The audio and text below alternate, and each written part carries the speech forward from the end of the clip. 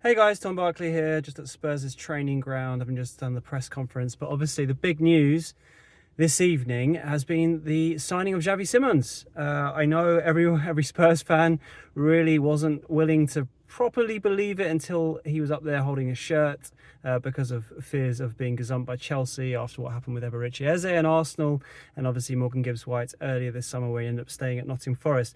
But Xavi Simons is a Spurs player, a massive coup really for Tottenham, a big signing in ending Thomas Frank's pursuit for a new number 10, which we know he's wanted even before James Maddison got injured.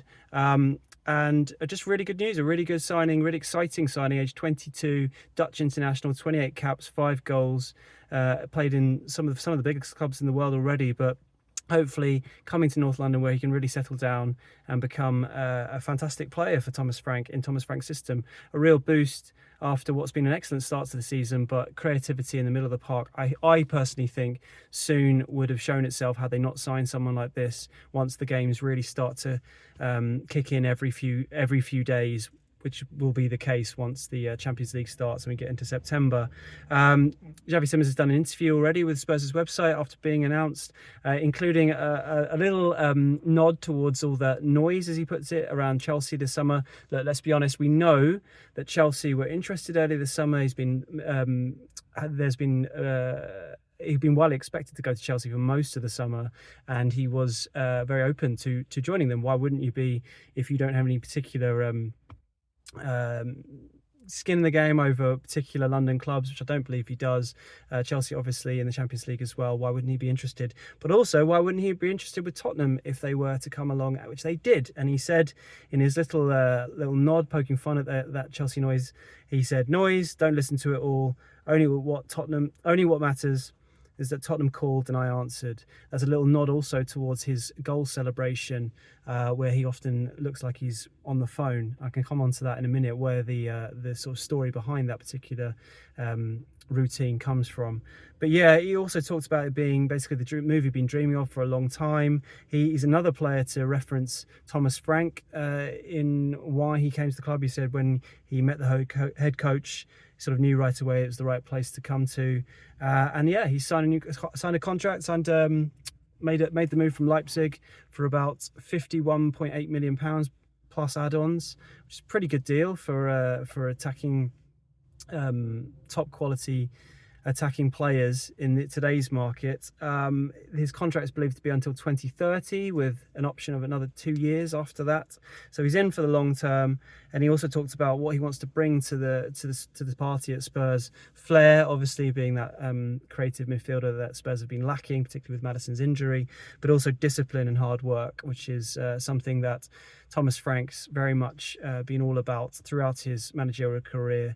And all his teams are very much based on that kind of discipline, diligence, work ethic, which we've seen already in the opening games of the season, being a big part of their victories over Burnley, City, and pushing PSG all the way. I am led to believe, or I know that the signing unfortunately was done too late to play against Bournemouth on Saturday. The cut-off is midday. I believe the contract was signed after that, but even so, I don't think he's got his work permit yet. So he will be at the game and likely to be, and will be presented to the fans before kickoff. Just like I saw Eze being presented to the Arsenal fans last week.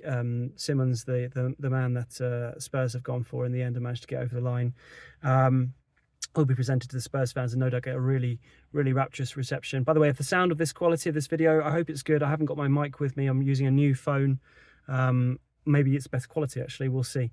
But yeah, apologies if that is the case. So Frank talked about him as well. He said, talked about how young Simons still is. I mean, bear in mind, he's been around for quite a long time, but he's only 22.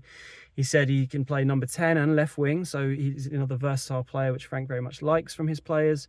And he talks about him having a great eye for his teammates and unlocking defences. So that really speaks to what I'm talking about, this creativity, that ability to break down low blocks. to break down defenses, which I honestly do think would soon rear its head when these games really start to pile up, as well as they've done so far in these matches so far this season. I suppose in a way, Burnley, they got a relatively early goal from what I remember, and that helped. And City and PSG are kind of different matches. It's not really so much about the creative players in that game. It's more about the discipline. That was the key to those victories. But I think a lot of matches going forward, particularly home games, in the Champions League against the likes of Copenhagen, in the Premier League against the sort of lower end teams, that's where having a player like Simons, and obviously all other matches too, but particularly in those games, his ability to unlock defenses, I think, are going to be really, really crucial when the team is tired, having played matches every few days. A little bit of a background. I sort of put together a piece which I don't think we've used yet, but on his background. So Luka Modric, obviously a legend, if you call him a legend for Spurs, I don't know, but definitely a great player in their past before he moved on to Real Madrid, is one of his idols growing up, along with former Barcelona trio Xavi Hernandez, who he's named after, by the way. If you wonder why he's called Xavi Simons, his parents named him after Xavi Hernandez, Andres Iniesta, and Neymar in particular. Neymar, he's also talked about as being almost like a father figure from when he was at Barcelona as a kid in La Masia, in the famed Barcelona academy. Neymar sort of looked out for him. He also looked out for him at Paris Saint-Germain when the two of them were there not so long ago. And they also came across each other again in the summer when Leipzig in pre-season have done a tour to Brazil where they played Neymar Santos. There's a nice picture on his Instagram, of which all Spurs fans need to I imagine we're looking at his Instagram. He's definitely one of those players who uses it a lot. He's got 6.8 million followers, so he's probably one of the most widely followed young footballers in the world. I noticed his profile on there as a little sort of anime superhero looking guy, so I wonder if that will mean that he gets on quite well with Dominic Solanke straight away, seeing as we know about his love of anime. What else do we know? He's obviously, I mentioned about the phone call celebration. So the story behind that, he's very close to his family. So his brother, Faustino, and his little sister, Kenzo, I believe. Faustino is actually his agent as well, or part of his agency. They're very close. And I read some quotes from Xavi talking about the phone call celebration. It comes from when he was younger, and he was actually a centre-back, which is hard to believe given how small he is. And I'm not sure exactly when this was, when he was a young kid, and he didn't score so many goals. And his brother was the one who sort of encouraged him to score more. So now, over the phone in a conversation, apparently. And so now when he does that phone call celebration, apparently it's a little nod to that chat he had with his brother over that. Obviously, England fans know it quite well because he did it after scoring that blistering, fantastic opening goal against England in the semi-finals of the Euros last year. I was there. I was in the Dortmund ground watching that game. Obviously, England turned it around in the most dramatic circumstances when Ollie Watkins scored a brilliant last-minute goal. But for a while, it looked like Simons was going to knock us out, be on course to knock us out of that competition. It was a wonder goal. Really, really good. At PSV, interestingly, he used to play with Noni Madueke, and actually there's a little video of him cleaning Madueke's boots at one point, which you guys can go and check out. He speaks a number of languages. He speaks English, obviously. He speaks Dutch, obviously. French from his time at PSG, and Spanish as well. He actually moved from the Netherlands to Spain, aged 3. He's been basically a wonder kid for a long time. I believe he signed his first contract with Nike at 13, which sums up, what a sort of wunderkind he is. But he's had a number of different clubs. Obviously he moved to Barcelona to PSG. He had that low, then he went to PSV, but obviously the Dutch league is more for top players, at least, is more of a sort of formative league. It's never where he was really aiming to stay with. He had that loan from PSG to Leipzig, and I think off the back of that loan, where he was fantastic, maybe the year before last, there was a lot of talk about where he would go. Would he come to Premier League then? Would PSG give him a chance at that point? They decided not to. They decided to sell him permanently to Leipzig. You can't claim that was a mistake given the fact that they went on to win the Champions League. But at Leipzig, again, you kind of wonder whether that was a bit of a stepping stone, or always viewed to be a bit of a stepping stone, and he's now got his move to the Premier League.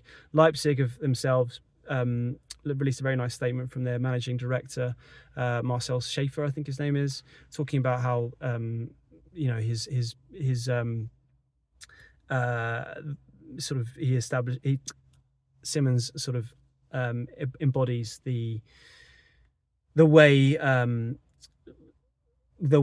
Leipzig like to sort of develop young players, really, and has been a big part of their development. They wish him really well. Interestingly, I'm told from the sort of Leipzig side of things that they've been looking to sort of cut their wage bill generally, and he was on, according to colleagues I've spoke to over in Germany, on about 11 million euros at Leipzig, which is definitely one of the highest earners. They're trying to cut the wage bill generally, so that was part of the reason why they let him go. But yeah, for Tottenham, I think he's just kind of, on paper at least, just what the doctor ordered. As I've referenced a few times, I really feel like they need a new playmaker. I think they're really going to need it. After missing out on Eze and Gibbs White, they kind of needed like a sort of big name, an exciting player that fans can really get excited about. And I think Simons, at his age and what he's done so far, and just the way he plays, he really does fit the profile. I think he'll, on paper, it feels like he'll fit in very nicely if they're going with a 4-2-3-1 formation alongside Paulinho and Bentancur. That could be a really tasty midfield and really bring in the wide players like Johnson, Kudus, Charlison, Solanke up top into the game with his clever passing. But he also could play out wide left if needed. If they try and shift the formation, he's quite a versatile player. So it just, all in all, it seems like a good signing. And I don't know if that's going to be it or not, to be honest. I'm led to believe there is genuine interest in Manuel Kanji. You might have seen it written elsewhere. It's pretty well known that Thomas Frank has been keen generally on signing another centre back if possible this summer. I think part of that reason is to do with Radu Dragusin not being really fit for a while because he's coming back from an ACL. So one to watch on Akanji, I would say, and whether there's even more movement on a winger. We know they wanted Savinho. That doesn't look like that's going to happen, but there's still a few days left of the window, and Tottenham, historically have often done their business right at the end. So wonder if there could be a bit more exciting movement on that front to come. But even if there isn't, I think Simons' signing has sort of transformed what had looked like a not good enough window, to be honest. Even though Paulinho looks a great signing, Kudus looks a great signing, I just think they needed more. Simons has changed it into a pretty good window at the moment, and if they can go one or even two more on top of that, then it could end up being an excellent window from Spurs' perspective. So I suppose, just like Xavi said about the noise, it's about patience with Spurs fans. I know it's frustrating from their perspective, but maybe they'll get there in the end. And after this fantastic start they've made to the season with Bournemouth at home, which feels very winnable, and a very favourable Champions League draw, suddenly things are looking up for Spurs. But it's obviously early days. Let's not get ahead of ourselves. Cheers, guys. Let me know your